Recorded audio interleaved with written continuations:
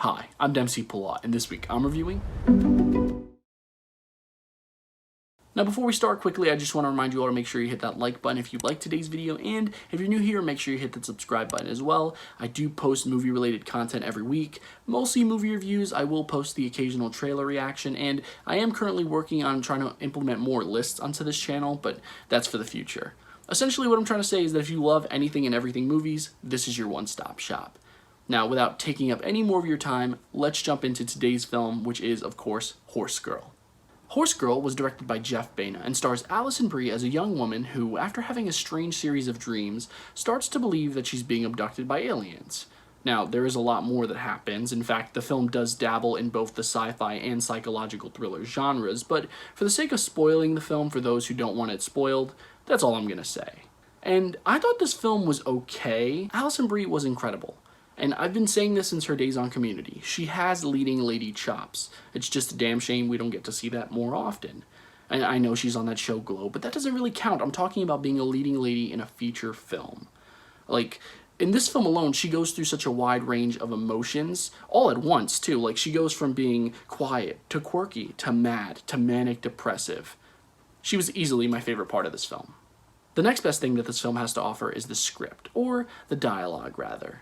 And I don't usually appreciate dialogue as much as I did in this film, and the reason why I appreciated it so much is because there's a lot of explaining that goes on in this movie, like a lot. There are certain concepts that this film relies so heavily on that if not explained properly, it would be very easy to lose the audience.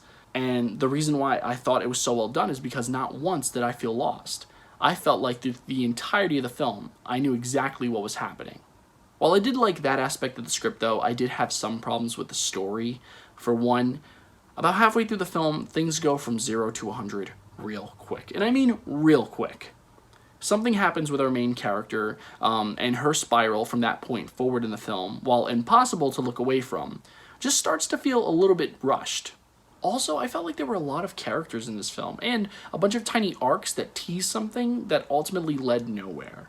For instance, at the very beginning of the film, Alison Brie's character meets a woman who can read tarot cards, and she even gives Alison Brie her number and offers to meet with her, but we literally never see or hear from that woman ever again. And legendary actor John Ortiz appears in this film in what at first seems to be a very important role, but later just gets squandered into a semi-cameo.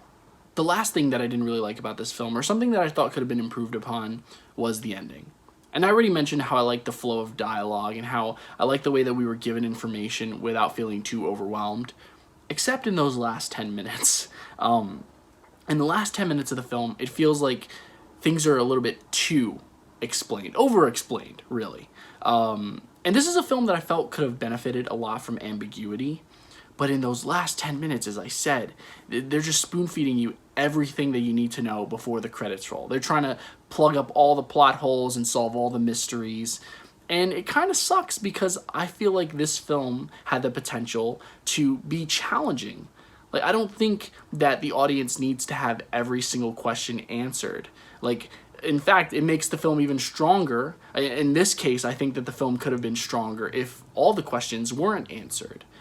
By the time the last shot rolls around, you're kind of just left there saying, oh, okay, well that happened. Overall, Horse Girl may not be anything groundbreaking, but I still think it deserves to be noted for its star, its creativity, and its interesting ideas. Don't get me wrong, I still recommend seeing it. Just don't go gallop to see it. And for that, I'm going to give this film 3 stars.